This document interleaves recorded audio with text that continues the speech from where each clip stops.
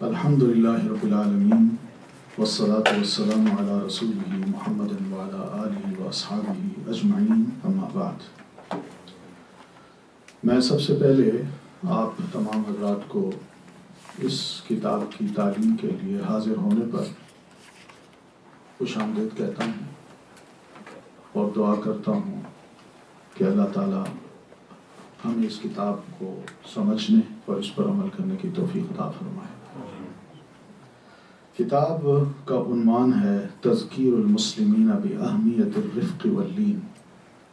یہ ہمارے معاصر کنٹمپریری ایک آتھر ہیں جنہوں نے یہ کتاب لکھی ہے، جس کا مطلب یہی ہے کہ مسلمانوں کو ذرا یاد دہانی دلائی جائے، تھوڑی سی نصیحت کی جائے کہ ہماری زندگی میں نرمی اور شفقت کا جو پہلو ہے وہ کتنا اہم ہے۔ یہ ہے کتاب کے بنیادی مقاصد۔ یہ کیوں پڑھائی جا رہی ہے، کیا مقصد ہے؟ دو مقاصد ہیں۔ ایک تو پہلا مقصد یہ ہے کہ بحیثیت ایک مسلمان کے میں یہ چاہتا ہوں کہ ہم سب مسلمان ذرا عربی زبان سے بھی اپنے آپ کو مانوس کریں، تھوڑا سا عربی زبان کے ساتھ ان ٹچ رہیں۔ کیوں؟ اس لیے کہ یہ زبان قرآن کی زبان ہے۔ اللہ تعالیٰ نے عربی زبان میں قرآن مجید کو نازل کیا ہے، اور دوسری وجہ یہ بھی ہے کہ نبی صلی اللہ علیہ وسلم کی زبان ہے، آپ کی نصیحتیں ہیں، قرآن مجید کی بھی کچھ نصیحتیں ہیں، آپ کی بھی ہیں، اور یہ دونوں عربی زبان میں ہیں۔ تو اس عربی زبان سے بھی ہم اپنے آپ کو تھوڑا بہت مانوس کریں، کو تھوڑا سا پتہ چلے کہ عربی زبان کا بھی ایک ذوق ہے، اور وہ ٹیسٹ ہمارے اندر بھی ہونا چاہیے، ہمیں بھی وہ ٹیسٹ آنا چاہیے۔ آپ دیکھ لیں کہ قرآن مجید کے علاوہ جتنی بھی پہلی کتابیں نازل ہوئی ہیں ان کی اپنی اپنی زبان تھی۔ ہیبرو تورات کی زبان ہے، وہ محدود رہ گئی ہے، صرف بنو اسرائیل جو تھے بس انہی کے لیے تھی، اور بنو اسرائیل کے اندر یہ زبان تھی، اب بھی ہے۔ وہ اپنی اس کتاب کی جو پریچ ہے، دعوت ہے، وہ عام نہیں کر سکے اور نہ کرتے ہیں۔ وجہ کیا ہے؟ وہ سمجھتے ہیں کہ یہ ہماری پراپرٹی ہے، دین ہو، کتاب ہو، یہ ہماری پراپرٹی ہے، اور اس کو کوئی اور نہیں سیکھ سکتا۔ تو جس کا دوسرا مطلب وہ یہ لیتے ہیں کہ we are the best people in the world, کہ ہم اللہ تعالیٰ کے بڑے محبوب ہیں۔ تو اس محبوب چیز کو صرف اللہ نے ہمیں عطا کیا، دوسروں کو عطا نہیں کیا۔ یہ ایک بہرحال ان کی حص ہے، اور وہ اسی چیز پہ لگے ہوئے ہیں۔ بائبل ہے تو وہ سیریک زبان میں نازل ہوئی ہے، لیکن وہ اصل زبان نہیں ملتی، اصل زبان میں وہ بائبل نہیں ملتی۔ پہلے اس کا یونانی گریک زبان میں ٹرانسلیشن ہوا، اور پھر اس کے بعد انگلش میں اور مختلف زبانوں میں اس کے ٹرانسلیشن ہوا۔ اوریجنل زبان نہیں ہے۔ تو اس اعتبار سے دیکھیں ہم کتنے خوش قسمت ہیں کہ اللہ تعالیٰ نے عربی زبان میں قرآن مجید کو نازل کیا، اور اسی قرآن مجید کو ہم تک پہنچوایا، باقی یہ ہے کہ کسی نہ کسی زبان میں قرآن نازل تو ہونا تھا۔ تو اس لیے اس پر اعتراض نہیں کیا جا سکتا کہ کیوں عربی میں نازل ہوا، انگلش میں کیوں نہیں ہوا۔ اگر انگلش میں ہوتا تو فرینچ کہتے، فرینچ میں کیوں نہیں ہوا؟ تو اس لیے عربی زبان کا ایک ٹیسٹ جو ہے نا، وہ ہم مسلمانوں کو ہونا چاہیے۔ تو ایک تو مقصد یہ ہے کہ ہم ذرا عربی لٹریچر بھی پڑھیں، اور دوسرا یہ کہ یہ جو سبجیکٹ ہے الرفق واللین کا، کہ اپنے آپ کو ذرا پولائٹ کرنا، اپنے آپ کو نرم کرنا، اور دوسرے کے ساتھ ایک اچھے طریقے سے پیش آنا، یہ ہمارے دین کا بنیادی سبق ہے، بنیادی سبق ہے۔ تو اس وجہ سے بھی دین کیا کہتا ہے وہ ہم ضرور جانیں، حیثیت ایک مسلمان کے۔ آپ یہ بات دیکھیے کہ ہماری دوستیاں ہوتی ہیں، کچھ لوگ ناراض ہوتے ہیں، کچھ لوگ بڑے اچھے دوست بن جاتے ہیں، اور کچھ ایسے بھی ہیں جو دوست بنتے ہیں، دعائیں بھی دیتے ہیں، دل سے محبت بھی کرتے ہیں۔ اس کی کیا وجہ ہے؟ اس کی بنیادی وجہ ہمارے رویے ہیں. ہم دوسروں کے ساتھ کیسا رویہ اپناتے ہیں, ہمارا بیہیو کیسا ہے. تو یہ بیہیویئر جو ہے, آپ یوں ہی سمجھیے کہ یہ بیہیورل سائنس کی یہ کتاب ہے, اور یہ اتنی ضرورت ہے آج کے دور میں کہ دنیا وہ کہتی ہے کہ ہم انسان کو ہر قسم کا نالج دے رہے ہیں, سب کچھ پڑھا رہے ہیں, مگر لوگ ڈگریاں لے کے تو باہر نکل رہے ہیں, کیا وہ انسان بن کے بھی باہر نکل رہے ہیں کہ نہیں؟ ہر شخص ایک حرص, لالچ, اس کی خاطر یہ سب کچھ پڑھ رہا ہے اور کر رہا ہے اور آگے بڑھنا چاہتا ہے, اور اس میں اس کے پاس کسی قسم کا کوئی رحم, کوئی جذبہ, کوئی خیر خواہی وہ ہے ہی نہیں. آج کی جو مادی دوڑ ہے ہمارے ہاں, میٹیریلسٹک لائف جو ہو گئی ہے, اس لائف کو اگر ہم دیکھیں تو کیا ہے؟ خود غرضی ہے. اس خود غرضی کی بنا پہ ہمارے جو رویے ہیں وہ کتنے بدل گئے ہیں, اور بڑے خوفناک حد تک بدل گئے. اس میں اپنے ساتھ بھی فیئر نہیں ہوں, میرے اپنے جو بھائی ہیں, بہنیں ہیں, پیرنٹس ہیں, ریلیٹیوز ہیں, میں ان کے ساتھ بھی فیئر نہیں ہوں. میرا رویہ بدلا ہوا ہے. اور پھر بحیثیت ایک باپ کے میرا اپنی بچوں کے ساتھ بھی رویہ صحیح نہیں ہے, اور بہنی اسی طرح بحیثیت ایک اولاد کے میرا اپنا بیہیویئر اپنے والدین کے ساتھ بھی صحیح نہیں ہے. دوست ہونے کے ناطے سے بھی میں اپنے دوست کے ساتھ اچھا نہیں ہوں. یہ کیسے ہم انسان ہیں, کیسی سوسائٹی بنتی جا رہی ہے. تو اس چیز کو بھی دنیا پسند کرتی ہے کہ آج ہم لوگوں کو یہ سکھائیں کہ ہمارے بیہیو دوسروں کے ساتھ کیسے ہونے چاہیے. اور الحمدللہ 1500 سال پہلے دین نے اس پر زور دیا تھا, اور یہ 1500 سال پہلے کی تعلیم ہے جو آج بھی زندہ محسوس ہوتی ہے, کہ ایسی ایجوکیشن ہے جس کو کسی دور میں ہم یہ نہیں کہہ سکتے کہ ڈیڈ ہو گئی ہے, مگر چل رہی ہے اور لوگ اس کو پسند کرتے ہیں.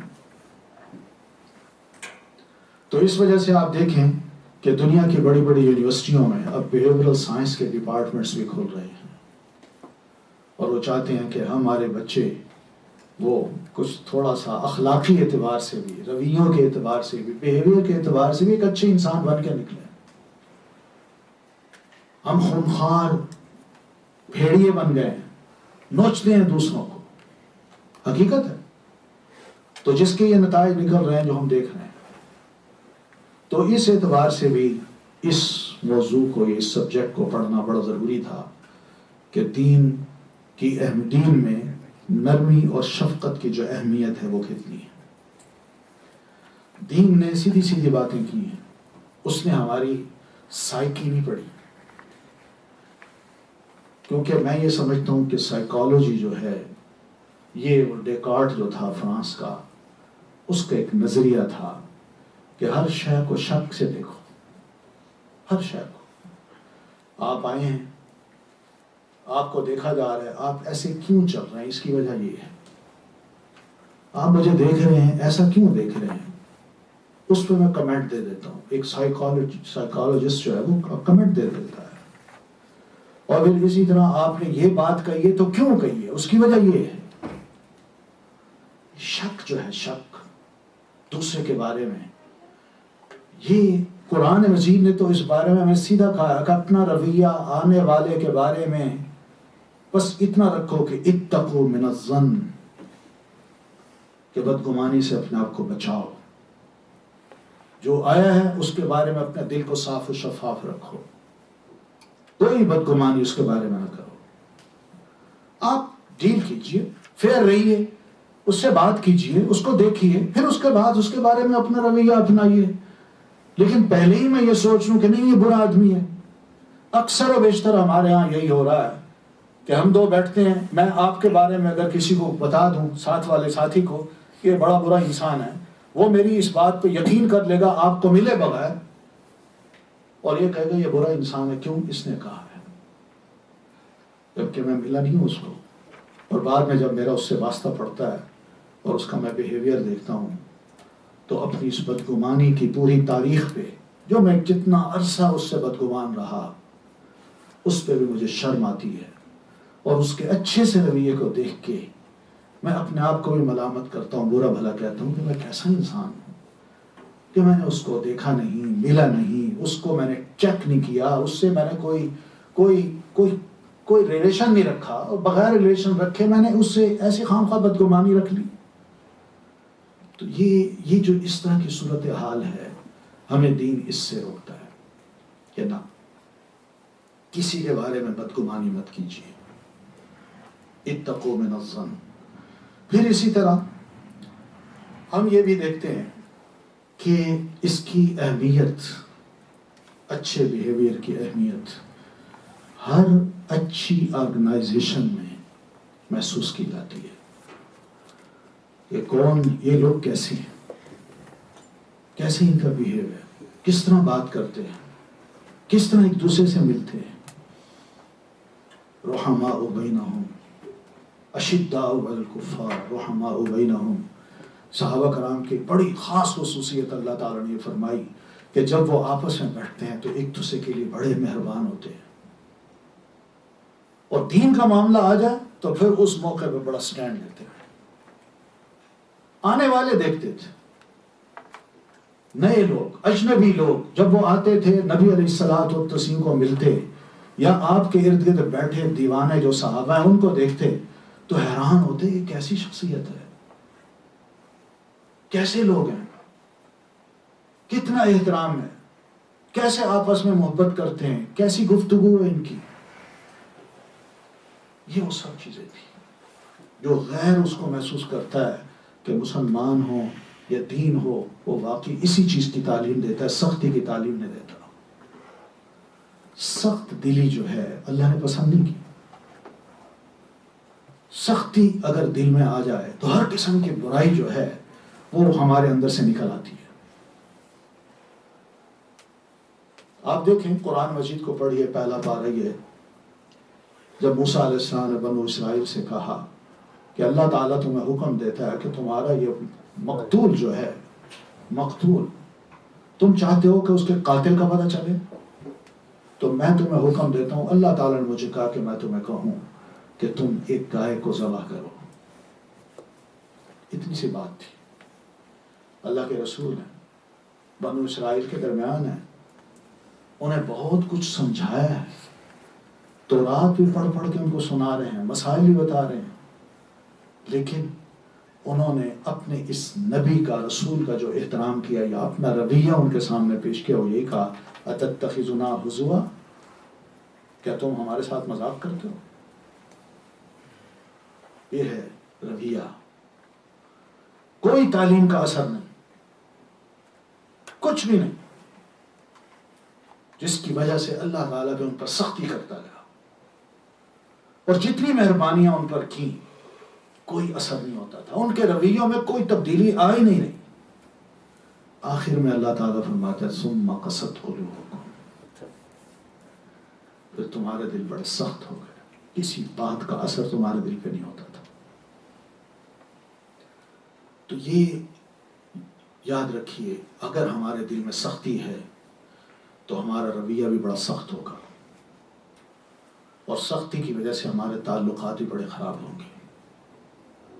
اگر ہمارے دلوں میں نرمی ہے تو ہمارا رویہ بڑا نرم ہوگا، اور جس کا نتیجہ یہ نکلے گا کہ ہمارے تعلقات بہت اچھے ہوں گے۔ آج کتنے لوگ ہیں، یہ لوگوں کی خواہش ہوتی ہے کہ میرے بڑے اچھے دوست ہوں، میں ان کے ساتھ اٹھوں بیٹھوں اور کچھ اچھا وقت ان کے ساتھ گزار دوں۔ لوگ پسند کرتے ہیں اس بات کو، اور بڑا تذکرہ کرتے ہیں، میرے بڑے دوست ہیں، میں بڑا مشہور ہوں۔ مگر یہ دوستی بنانے کا بہترین طریقہ جو ہے وہ یہی ہے کہ اس خیر کو، جو نرمی کی خیر ہے، وہ انسان اپنے دل میں بسا لے، اور پھر اس کے بعد دیکھے کہ لوگ اس کا دوست، اس کے دوست بنتے ہیں یا دشمن، اس کے مہربان بنتے ہیں کہ نہیں، اس کے بارے میں اچھا سوچتے ہیں یا نہیں۔ یہ وہ چیز ہے۔ اس لیے دین کی جو باتیں ہیں نا، حقیقت میں اگر ہم پڑھیں تو پتہ یہ چلتا ہے کہ ہمیں کسی اور فلاسفر کی یا کسی اور تھنکر کی باتیں پڑھنے کی ضرورت نہیں ہے کہ وہ کیا کہتے ہیں، اس نے اپنی کتاب میں کیا لکھا ہے، ہمیں ضرورت ہی نہیں ہے۔ یاد رکھیے نبی علیہ الصلوۃ والتسلیم سے بڑھ کر کوئی بھی اچھی بات کرنے والا آپ کے مقابلے میں نہیں ہے. بڑی خوبصورت باتیں آپ کی، اور انہی باتوں کو ہم پڑھیں گے. رویہ، میں اس کی چھوٹی سی مثال دینا چاہتا ہوں. رویہ کیسا ہونا چاہیے، اور انسان اس رویے کا اچھا ہو یا برا ہو، نرم ہو یا سخت ہو، فوراً اثر کیسے لیتا ہے. مثال کے طور پر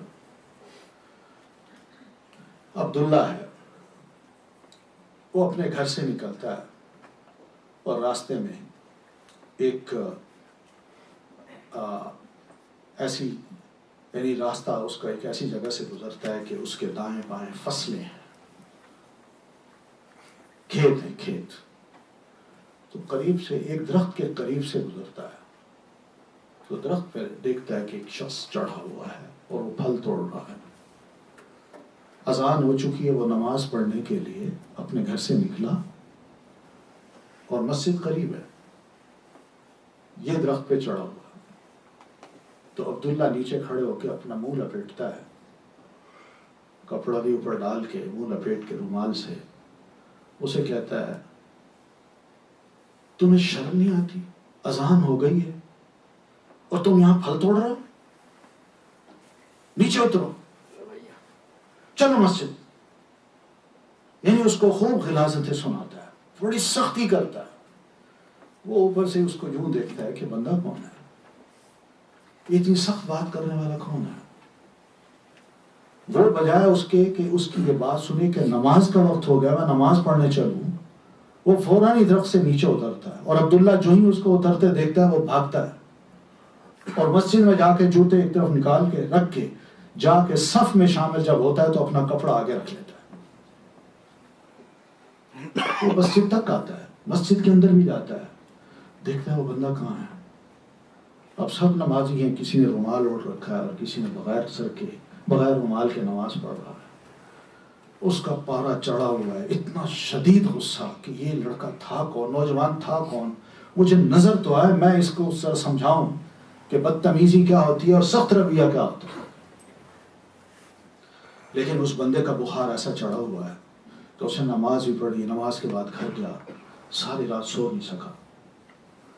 کہ ایسے لوگ بھی معاشرے میں موجود ہیں جو راہ چلتے لوگوں کو ایسی غلاظتیں سنائیں، ایسی باتیں کریں.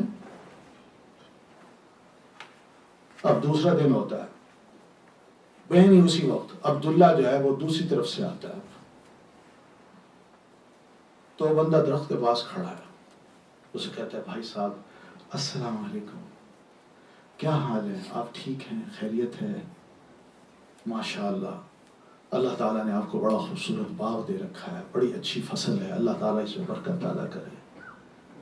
دیکھیں یہ سب اللہ کی مہربانیاں ہیں، اللہ تعالیٰ سے مانگتے ہیں تو اللہ دیتا ہے نا. وہ کہتے ہیں بالکل بالکل. تو بھائی صاحب میرا خیال ہے کہ شاید 2-3 منٹ رہتے ہیں نماز کھڑے ہونے میں، کیا خیال ہے ہم نماز پڑھنے میں چلیں؟ ہاں ہاں چلتے ہیں چلتے ہیں. اب وہ اس کے ساتھ چلتا ہے، لیکن راستے میں اس کو کہتا ہے یار وہ کل ایک یہاں سے گزرا تھا، پتہ نہیں وہ کون تھا، مجھے ذرا نظر تو آئے.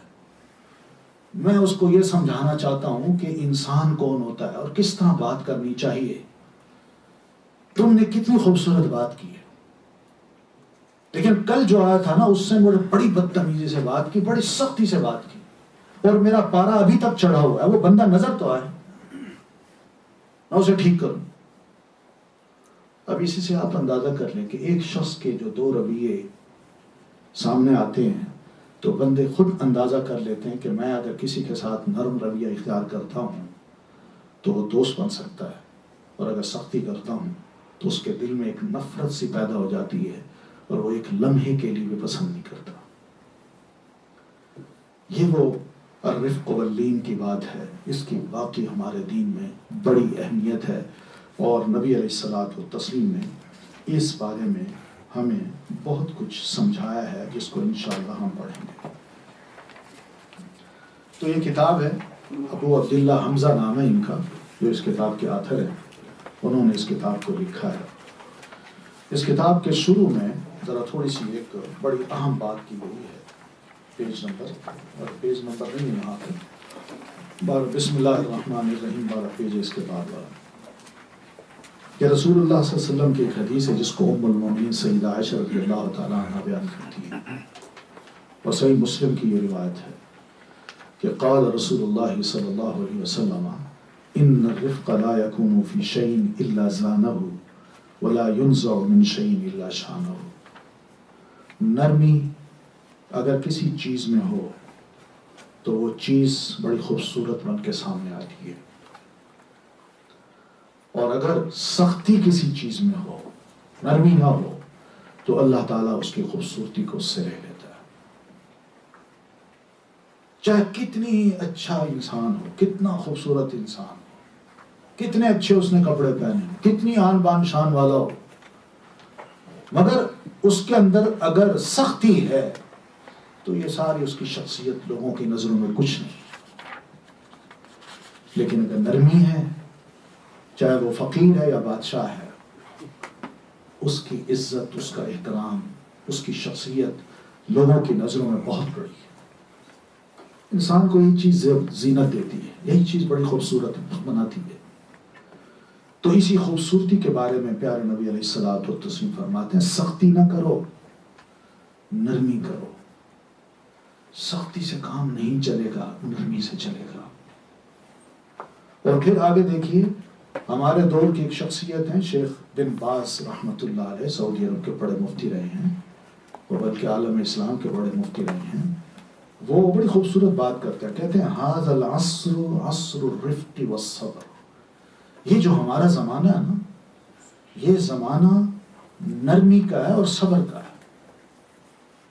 یعنی اپنے آپ پر کنٹرول کرنے کا ہے، اور دوسرے سے نرم رویہ اختیار کر، شدت نہ کیجیے، اس لیے کہ دوسرے ہم سے بھی زیادہ شدت پسند ہے۔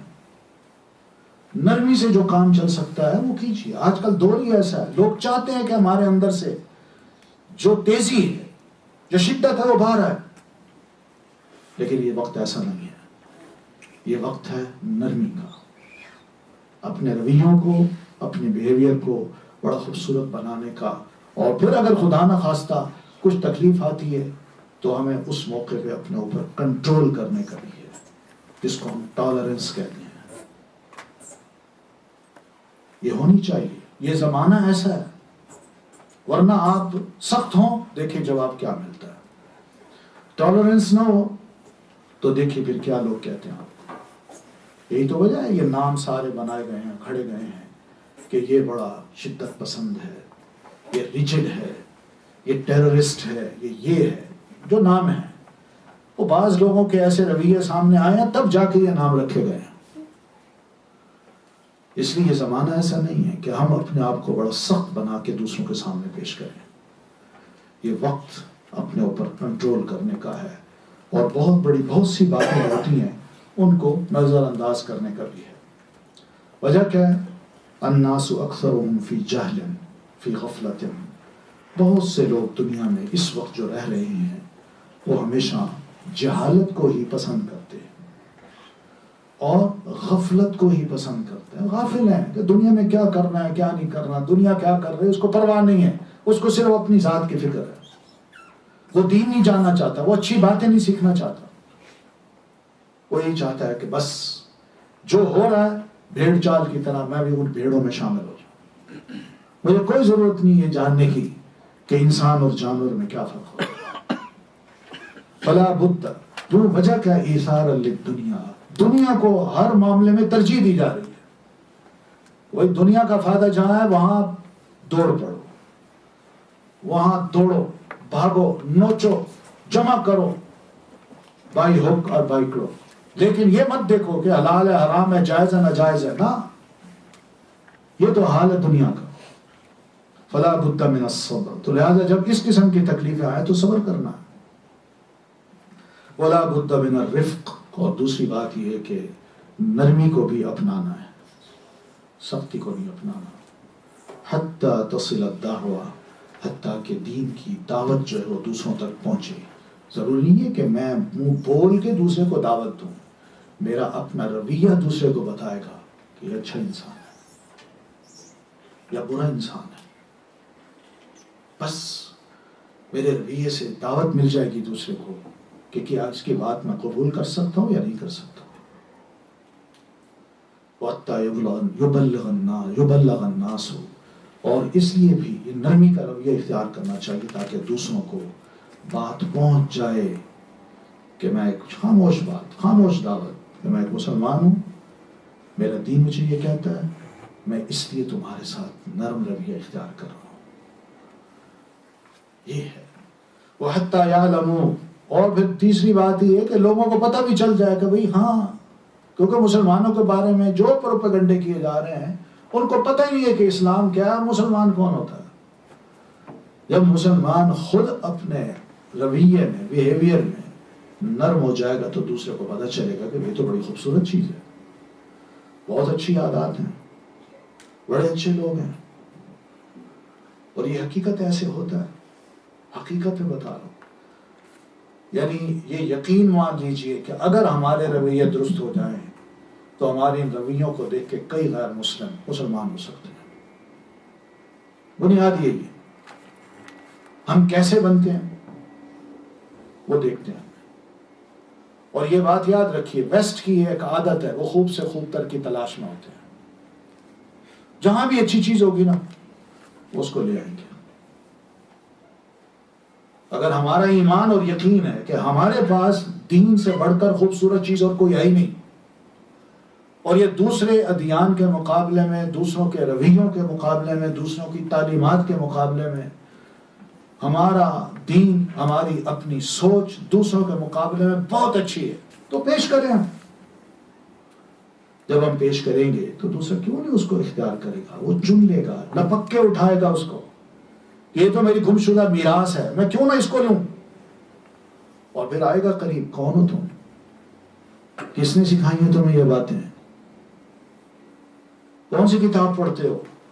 کس دین کے فالوور ہو؟ یہ وہ شہادت ہے، گواہی ہے جو ہم لوگوں کے سامنے دے دیں گے.